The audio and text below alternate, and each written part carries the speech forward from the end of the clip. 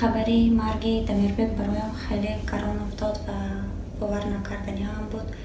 برایم که خود دیشب ما صحبت داشتیم و در مورد ایجاد یک سرود نو، آخرین سرودی که آن کس میخواستم سرایم در موضوع پدر بود.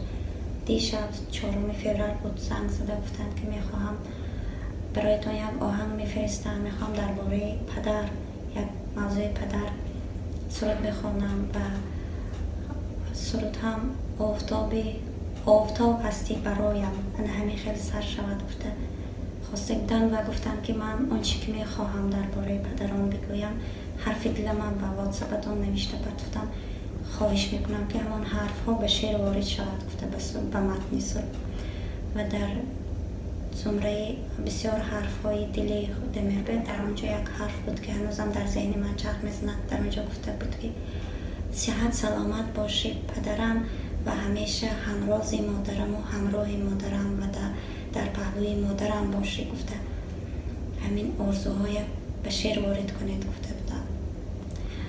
واقعا ما دو با دمیربگ همکاری آغاز کرده بودیم و یک سرود بسیار آماده چاپ بود. متاسفانه اون هم منظور شنوندگان نشد چون که آخرین لحظه های بندوبست همین سرود مانده بود.